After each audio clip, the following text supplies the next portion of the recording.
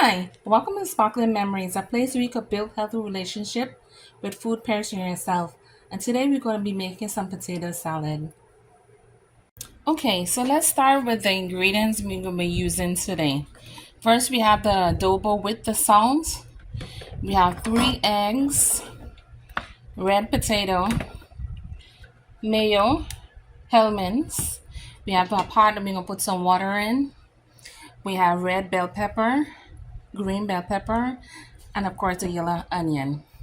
Some of the other utensils we'll be using is a red cutting board, a peeler, a good sized knife, and this is everything you'll be needing today. So let's go ahead and get started. So now we are at the different stages with the red potato.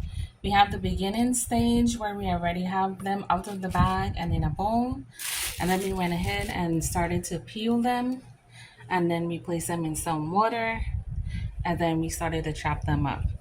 So once it's chopped up like this, you want to go ahead and start placing it in your pot so it doesn't start to change color. And then you take it from there. Of course, you still have to deal with the onions and the bell peppers. Okay, so we already got into the stage when you have the medium heat, and we have the pot that has in the water and the red potato, and of course the eggs. The tricky part about this is don't add anything else to the water. I'm talking about seasoning, whether it be any type of different salt or spices, absolutely nothing extra. You put in the water, the red potatoes, and the eggs into the pot and let it boil. At least until the potatoes itself is soft enough to your liking. Because if it's too soft, it'll turn into mash. And if it's too hard, then it's not going to be edible to eat. So you want it in between. Okay, so we have from this to this. And of course, I want to go ahead and add my Kerrygold Irish cream butter.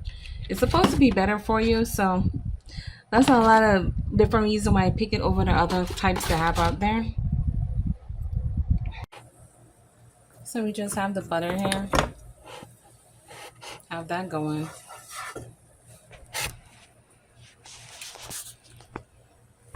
So we just want to go ahead and add the onions and bell peppers to the pot. Of course, you want to get something like a wooden spoon and make sure that you get them to a nice color consistency. It's going to take a little minute, but take your time. Because a lot of times people skip this part and then the veggies are very hard. I like mine soft, so I tend to saute mine in some butter before I add it to other things.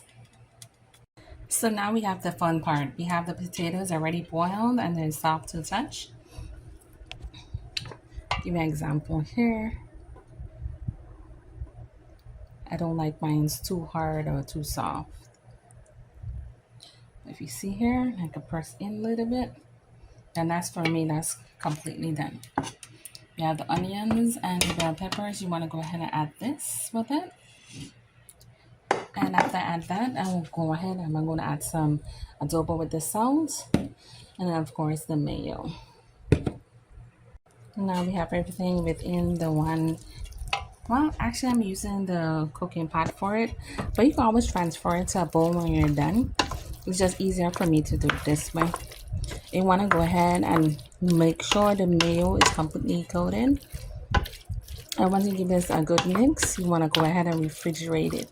And of course, I'm going to transfer this into a different pot because the pan I have it in is currently very large for its size. It's a finished product with everything already mixed up and transfer it from the pot that I had it in currently into another container that comes with a cover so I can place it in the refrigerator. It's always good to eat this when it's cold versus it being at room temperature. Till next time, it's Mrs. Ram for Sparkling Memories. Bye-bye.